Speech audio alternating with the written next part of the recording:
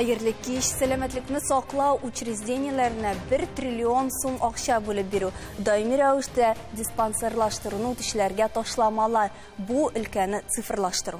Rossiya prezidenti Vladimir Putinning so'nggi yo'llamasida salomatlik saqlovga e'tibor ko'p berildi. Bugun bizda qabat profilaktika temasına mürajaat etirga bo'ldik.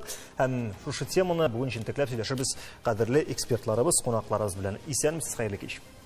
21 гасырда нинди авыруlar безнең менә алга чыкты һәм нәрсәгә бәйле икән ул менә һәрберегез дә әйтеп чыксагыз, менә сезнеңчә. Без бүген нинди авырулардан интигәбез беренче чиратта? Иң беренче урында тора бүген йөрәк чире һәм йөрәк кан тамырлары чире. Ул менә үзебезнең республикада да узган ел буенча 46,5% тәшкил итте. Үлем сәбәпләре шушы чирләр аркасында. Bütün dünya boyunca da bu sebep birinci orunda tara. İkinci orunda? İkinci orunda yaman şişler. Kilişmevçiler var mı? Bunda indi statistikana türlük şu yaman şişler hem üçüncü orunda? Üçüncü orunda ol tekrar uşay terbetkende anlaşıla внешний причины деп атала. Yol hareketinde bulgan travmalar, suitsidlar, ol alkogol kubrak kullanıp nendiydir bulgan sebepler arkasında hem başka facialarda. Hem başka facialarda. Менә йөрәк кан тамырлары дидек, шуңа күрә кардиологка мөрәҗәгать итәсебез килә. Нәрсәгә бәйле икән ул? Ни өчен бу авырулар беренчелеккә чыга? Менә соңгы 20 ел эчендә безнең күп авырулар барлыкка килде инде. Бигрәк тә хәзер элегрәк өлкән яшьтәгеләр алар белән авырса хәзер яшьрәк буынга тәэсир итә. Монда себеп булып иң беренче куркыныч факторлар тора.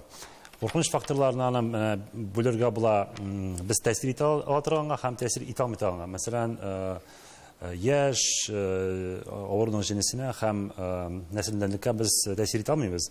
Ләкин тәэсир итә торган факторлар, куркыныч факторлар ул иң беренче тәмәк тарту. Монда инде күпме тартуга карамастан bu иң беренче төп фактор булып тора.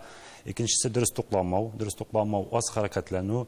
Әлбәттә, монда генетик үзгәрешләрне дә кертергә була, ләкин менә шу аз хәрәкәтләнү, начар гадәтләр һәм начар гадәтләргә шул тәмәке тарту, алкоголь эчү, аз хәрәкәтләнү менә шулар керә инде. Үзем менә 30дан соң шулай ук бик яшь балаларга мөрәҗәгать итә башлаган кеше буларак сорыйсым килә.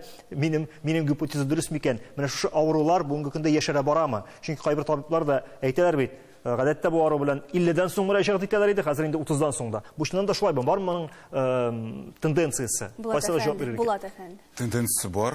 Мин невролог табиб буларак әйтә алам. Менә бу чирләр беренче урында инсульт булды, дөрестән дә шулай. Икенче урында безнең депрессия дигән чир, ул 21 гасырның һәр эпидемиясе дип санала. Моның белән һәр күп кеше чирли, бигрәк тә яшь буында, урта яшьтәгеләрдә депрессия соңгы елларда күп тапкырга күбәйде. Аннары безнең бара авырулар да стресстан килә дип әйтәләр.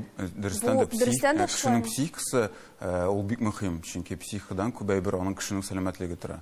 Аннары икенче урынга куеп була деменция дигән авыру, менә баш мие авыру, ул безнең шулай ук һәр яшәрә бара, куркыныч бик авыру, деменция безнең күптер берничә төрдән тора, аның бөтен кеше исендә ул болезнь Альцгеймер дигән. Менә яшәрә бара дидек, ничә яшькә менә яшәрде? Мәсәлән, 80-ннән авырый башласалар. Хәзер мәсәлән 65-тә дә очрарга мөмкин, хәтта иртәрәк тә, но аның факторлары күп төрле. Ул баш кан тамырлары авыртулары, шулай генетика, шулай менә коллега әйткәнчә, яшәү рәвешендә тора. Аннары безнең бик күп кеше интегә авыртулар белән. Безнең 3-4 урында ул баш авыртулары, муен һәм арка авыртулары. Бу чирләр дә шулай ук сез әйткәнегезчә алар һәр яшәрә бара. Нигә яшәрә алар? Чөнки безнең гасыр һәр ул безнең гаджет, компьютерлар утыра торган гасыр. Менә шуңа күрә. Элек кеше шуның кадәр утырмаган ул. Ул физик хәрәкәттә булган, гомумән хәрәкәтләнгән. Хәзер бер кызганыч каршы безнең мәгълүмат компьютер аша керә, шуңа күрә без күп утырабыз. Күпләр безнең хезмәте шуның белән бәйле көннәр буе утыралар, әйме? Яшьләрдән күчик инде балаларга, балалар арасында нинди чирләр? Сез әйтеп үткән проблемалар алар олы кешеләр арасында гына яшәмәде, алар балаларга да барып җитте. Соңгы елларда артериаль гипертензия, симезләнү кебек проблемалар алар яшь олы кешеләрдә генә түгел, яшь үсмерләрдә дә күренә. Шуңа күрә менә бу йөрәк авырулары профилактикасы турында сүзне бары тик олы кешеләр арасында түгел, балалар арасында да алып барырга кирәк. Һәм кешенең тормыш рәвеше бала чагында билгеле була. Менә ул бала чагын ничек үткәргән икән, аның олы яшькә җиткәч тормышы нәкъ шундый булачак. Шуның өчен балаларның дөрес туклануы, җитәрлек дәрәҗәдә хәрәкәтләнүе һәм үз сәламәтлегенә игътибарлы булуын бәләкәй чакта булдырырга кирәк. Педиатрия. Менә хәзер күп кенә әти-әниләр машинага утыртып баласын бит инде мәктәпкә алып баралар. Мәктәптән 2 адым ясый да мәктәпкә кереп китә, ярты көн шунда, аннарысын без кабат машина белән килеп алабыз ул баланы, кире өйгә алып кайтабыз һәм бала анда көннең икенче яртысын гаджетта утыра. Менә бу мондый хәрәкәтләнү генә җитәме балага? Җитми әлбәттә. Һәм менә бала шундый тормыш рәвешенә күнегеп, зур үскәч нәкъ шундый тормыш алып барачак. Олы яшьтә үзеңне үзгәртү авыр. Шуңа күрә бала чакта шушы гиподинамияны булдырмаска кирәк. Аның критерийлары билгеле. 2020 елда Бөтен дөнья сәламәтлек саклау оешмасы балалар өчен күпме хәрәкәт кирәк дигән сорауга бик төгәл җавап бирде. Күпме? Бала дөрес итеп зурайсын, үссен өчен безгә 3 критерий кирәк. Беренчесе, көн саен 1 сәгать хәрәкәтләргә тиеш, көн саен 1 сәгать әз генә тир чыгарлы итеп. Икенчесе, атнасына 3 тапкыр ныгытып тренер белән спорт белән шөгыльләнергә тиеш. Бу ничә яшьтән? 5 яшьтән алып 17 яшькә чаклы.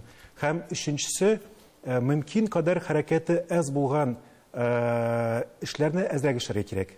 Ягъни менә компьютер артында утыруны, телефонга текәлеп утыруны мөмкин кадәр әзәйтергә кирәк. Көн саен 1 сәгать хәрәкәт, атнасына 3 тапкыр спорт һәм мөмкин булган кадәр хәрәкәтсез менә шушы катып утыруны әзәйтергә. Сезнекеләр хәрәкәтләнәме һәм хәрәкәтләнсен өчен сез нәрсәләр эшлисез?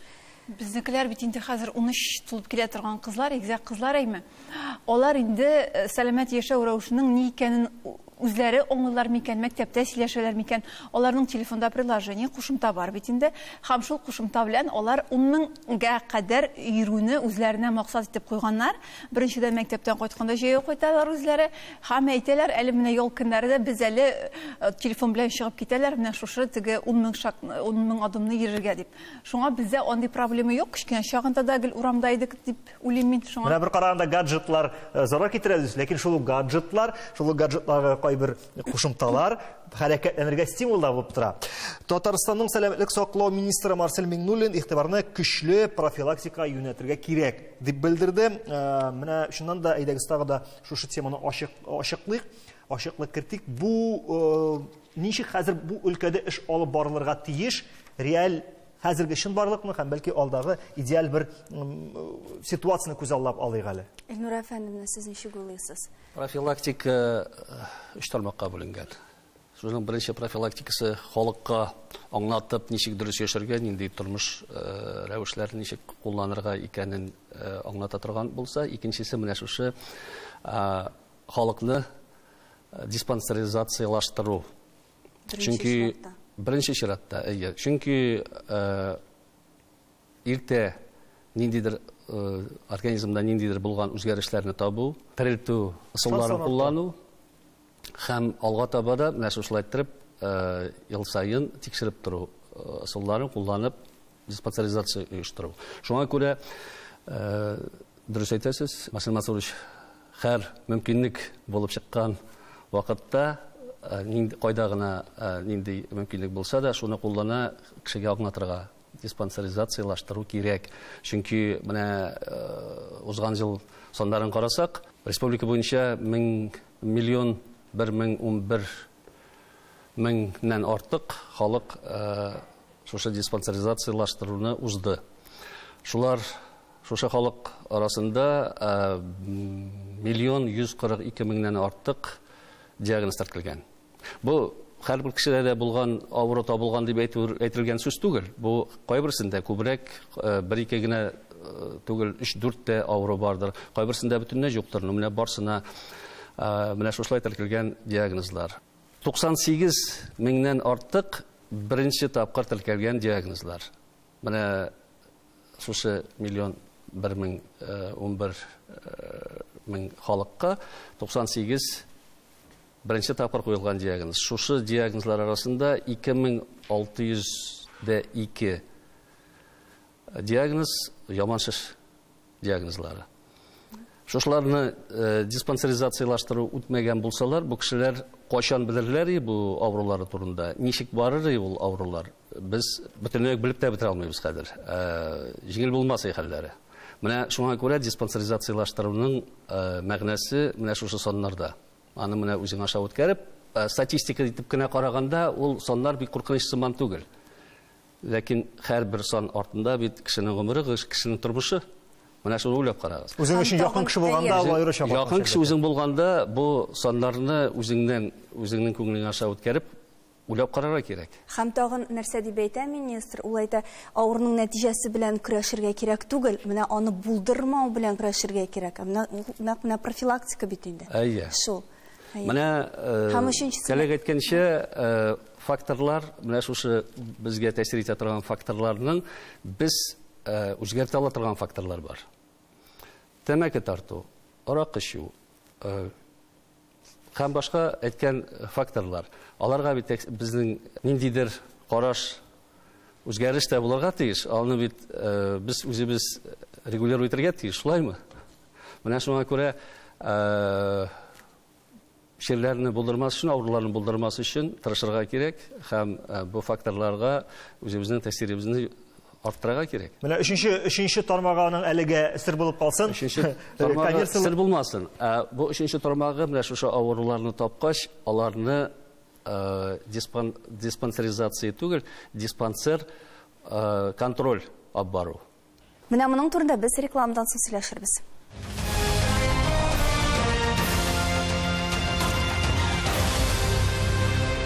Сез таяну ноктасы тапшыруын карыйсыз. Рекламага кадәр без Татарстан сәламәтлек саклау министры Марсель Миңнуллинның профилактикага зур игътибар бирүен инде бәйнә-бәйнә сөйләшеп, тармакларга да бүлдек. 3 тармак дидек. Менә 3-нчесен тагы бер кат аңлатып узыйк әле. Бу әйткәнемчә, диспансер контрольдә тоту.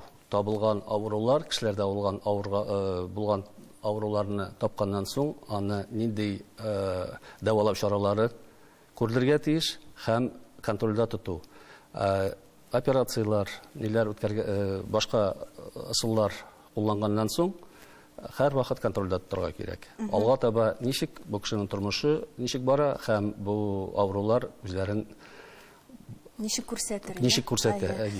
Менә диспансерлаштыру турында сүз кузгалтканбыз икән, 40-тан алып 65 яшьлек кешеләр сәламәтлекләренә игътибарсыз икән. Менә ни өчен бу категория? Менә Руфия журналист буларак сездән сорыйбыз башта, аннары табибларга сүз бирербез. Мин бу сезнең мәгълүмат белән бик килешеп бетми, миңа калса киресенчә 40 яшькә кадәр кеше игътибарсыз. Бу статистика. Менә мин мәсәлән киресенчә, менә хәзер 40-ка җитеп киләмәйме? Менә әле йога белән шөгыльләнә башладым соңгы 2 айда һәм аның үзегез диспансерлаштыруны уздыгызмы? Узмадым. Хәзер сезгә аңлатам, ни өчен килдем бу тапшыруга. Менә нәкъ шушы фикремне әйтергә дип кенә килдем дөресен генә әйткәндә. Без Киров районында яшибез. Безнең шифахана ул поликлиника, 17-нче поликлиника Гладилова урамында урнашкан. Һәм мин анда бердән бер тапкыр барып, теге больничный кирәк иде, шуңа гына бардым. Аның шикелле хәрабә миңа калса республикада бүтән юктыр. Ул 19-нчы гасыр азагында, 20-нче гасыр башында төзелгән бина. Ул куркыныч кына түгел, ул кытышкыч. Дәрәзәләре җиргә баткан, стеналары куркыныч. Менә анда сау кеше барса, авыру булып кайта. Шул дәрәҗәдә куркыныч. Шуңа күрә мин анда диспансеризация узырга берничек тә бара алмыйм. Башка поликлиникага теркәлеп, башка поликлиникада да узып була. Бу сәбәп кенә, бу менә дөресен генә әйткән сәбәп кенә бармас өчен. Бармас өчен түгел, мин түләүлегә барып кайтам. Менә ниндидер мәсәлә йөрәкне тикшертергә булса, башка өлкә булса, мин түләүлегә барып кайтам. Ни өчен дигәндә чират көтәсе юк, бардың, шалтыраттың, язылдың һәм кайтып киттең. Әтегендә бит әле анда су буе чиратлар. Менә дөресен әйткәндә ул әле менә юк, Луиза барбер килешмим. Сәбәп түгел, әгәр дә яхшы шартлар булса барыр иде. Мәсәлән, безнең коллегалар 21-нче гасыр поликлиникасына йөриләр, анда берничә кеше азинда. Алар шундый мактылар. Бөтен узилар, бөтенесе бушка, бөтенесе яхшы, табиблар бар ди. Безнең анда табибы да юк, безнең анда шартлары да юк. Анда ничек барасың? Бу кагыйдәдән искәрмәгенәдер. Менә безнең, мәсәлән, мин йөри торган поликлиникада барысы да әйбәт, уңай шартлар бар, ә мин әле дә анда барып җитә алмыйм, диспансерлаштыруны уза алмыйм. Менә берсенең шифаханасы хәләбә хәлдә шуңа бара алмый, моны бигрәк яхшы. Вакыт юк. Яхшы, менә бу диспансеризация турында Ни өчен менә бу категория кешеләр шуның катлык сәламәтлекләренә игътибарсыз икән һәм алар ничек җәлеп итеп була? Сәмин дә үзенең җаны әрнүен сөйләп бирәм сезгә. Сезнең сүзләрегезне дәвам итеп, минемчә, кешенең сәламәтлеге ул аның җитдилеге, аның үзенә карата мөнәсәбәте. Һәм шуны әйтәсем килә, минем өчен профилактика ул мәгълүмат. Безнең халыкта үзенең шире турында, аны дәвалау турында мәгълүмат җитми. Алар башка җирдә мәгълүматны эзләр, интернетта, Яндекста. Шуны әйтәсем килә. Безнең мәсәлән, миңа көн саен инде авыру белән кешеләр килә. Муен авырта, баш авырта һәм бил авырта, иң күп бил авырта. Безнең бүген көндә Татарстанда килерсез, рәхим итегез. Безнең Татарстанда 30% яшүсмер бил авырту белән безгә килә, күз алдына китерегез. Һәм нәрсә ши кеше бил авырта икән, бер җирдә авыртса, мәсәлән, аркасы ул уйлый, минем грыжа. Алар барып эшләтәләр МРТ, менә кадәр табалар, кичкенә тырнак башы кадәр грыжа, шуның белән бәйләнәләр дә, аннар интернетка кирип куркалар, мин аяксыз калам дип, шуның белән йомгак нәрсә бәйләнә. Нәрсә дөрестән исә, бил авырта, муен авырта күбесенчә йомшак тукмалар аркасында гына. Ул грыжда түгел, шиш авыртулары түгел, дөрес кулланма арка белән. Менә шуңа күрә мәгълүмат беренче урында табиб аңлатырга тиеш кешегә. Нигә авыртасың, бу куркыныч түгел, анда авыртулар күбесенчә 2-4 атнада үзеннән үзе бетә. Бу шулай баш авыртана кагыла. Кешенең баш авырта авыртса, мирәтә хатын кызның, ул уйлый, минем кан басымы, минем шиш дип, дөрестән исә ике иң еш очраган диагноз ул мигрен белән баш киренкелек авыртулары. Алар башкача дәвалана һәм анда аңлатырга гына кирәк. Шуңа күрә мәгълүмат һәм җитди кара үзенең сәламәтлегенә. Аннар инде хәрәкәт, туклану, кан басымын нидә карап. Ләкин менә бу мәгълүмат кире эффект бирергә мөмкин. Сез әйттегез, бил авырту әле грыж дигән сүз түгел, ул бер ике атна узарга мөмкин. Менә шушы мәгълүмат аркасында чынлап та грыжысы яки берәр киеренке авыру була торып, бетәчәк әле ул бит бармыйча торырга мөмкин. Бик күпләребез кайракта шулай әйтә. Йөрәкчән чып куйды, бетергә тиеш. Моңа кадәр бетә иде ди. Тагын менә кайда аның бер балансы. Бер генә әйтеп китәсем килә, мәгълүмат үземнең фикеремне. Менә бу 40-65 яшьтә әйттегез бит инде, бу бит инде социаль актив группа дип әйтик инде, бу бит инде менә күбрәк эш белән мәшгуль кешеләр. Бәлки алар үзләренең мәшәше профессиональ, социаль статусына куркыныч булыр дип уйлыйлардыр. Диге күбрәк вакытларын эшкә, карьерага сарыф итеп, шушы тикшерүләрне сузалардыр дигән фикер бар минем менә. Әле беләсезме, менә мәгълүмат дидек, мәгълүмат күбрәк булган саен әле ул тагын да авыррак бит. Кеше үзендә һәр вакыт нәрсәдер эзли башлый.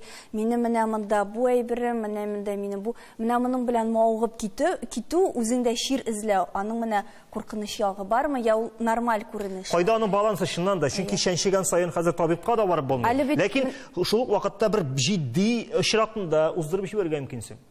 Юк, монда коллегалар белән тулысынча килешәм. Чынапта диспансеризация ул кешенең нидер объектив параметрларына түгел, аңа мәгълүмат бирүдә булырга тиеш. Мәгълүмат чыннан да бик мөһим. Кеше дөрес информация булмаганга күрә нидер дөрес тормыш рәвеше алып бара алмый бит. Шуңа күрә минем үземнең дә практикам шулай. Нидер шир белән килгән баланың соңгы 5 минут, 10 минут приемның соңгы нидер 5 минуты профилактикага башланган була. Менә сез бер кызыклы әйбер әйтеп үттегез, кайчакта информация ул киресенчә обратный эффект, кире эффект китереп чыгарга мөмкин. Бит кеше киресенчә курка башлый, аның курку дәрәҗәсе артып, ул ялгыш нидер эшләр эшләргә мөмкин бит. Шуңа күрә табиб пациентка бирә торган информация ул бик төгәл, бик һәр сүзе тикшерелгән рәвештә пациентның куркуын арттырмыйча, киресенчә аны тынычландырырга торган информация булырга тиеш. Мен хәзер берегезне дә үпкәләтәсем килә. Соңгы бер проект булды. Казан горздравына без бәләкәй балаларның, яшь балаларның кинәт үлү синдрому турында приказ әзерләргә булыштык. Бу бик хәвефле, бик куркыныч информация. Менә сезнең балагыз кинәт кенә үлеп китә ала дигән информация битендә бит. Бу приказны әзерләгәндә без аның информацион ягын берничә коллега bir ayga yakın vakitini uzdırdık. Bir ayga yakın vakitini sarf edip şuşu informasyon pamiyatkini buldırdık. Hem bu pamiyatka bir gaybat bulup çıktı. Köpçülük әниләр ул информацияны алгач, киресенчә аларның куркулары әзәю турында әйтә башладылар. Чөнки әгәр дә кеше ниндидер бер медицин проблемасы турында төгәл, ялган булмаган, ниндидер кирәк булмаган эмоциональ сүзләр кушылмыйча гына әйтелгән информация очратса, аның куркуы, аның тревогасы әзәя. Минем әне гадәттә бармый миннан да барсам берәрсе табалар дип шуңа күрә йөрмим. Кайракта өстерә алып килергә туры килә. Google-га кирип кинәт үлем синдромы дигән сүзне язсаң, анда килеп чыга торган информация ул токсичная информация. Ул дөрес информация түгел. Аның яртысы дөрес, яртысы ялган, яртысы нинди кирәк булмаган эмоциялар белән катнашып, кирсенчә кешенең бу проблема карашын буза.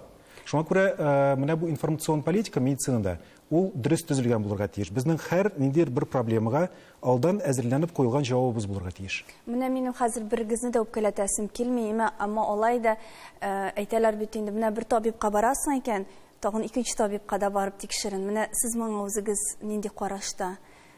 2-3 табибка күренергә кирәк. Үземнең практикадан чыгып әйтәм, 3 табибка бардым шул ук бил белән. Өчесенең 3 төрле киңәше һәм алар кайракта туры килми. Мин команда бруксын әйтәм, Давид. Ләкин менә бу кинәт яшь балаларның кинәт үлү синдромы турында без бу проблеманы чиштек. Бу проблемага башланган приказ бар. Табибның нәрсә әйтергә, нинди формада, ничек итеп әйтергә тиешлеге бу приказда язылган. Бу информация төгәл, ул фәнни чыганакларга таянып ясалган һәм ул эффектив булып чыкты. Без күтәргән Икенче табибка бару турысында бу бит пациентның үзенең уйлавы. Әгәр дә ул тели икән барып була һәм дөрестән дә бар шундый чирләр, кая эксперт фикер кирәк. Һәм бу дөрес. Хәрбигрәк тә телемедицина үсеш алды бит. Аны чит илдән безнең башка шәһәрләрдән алсам була. Бу дөрес. Ләкин тәҗрибәдә исә беләсез нәрсә була?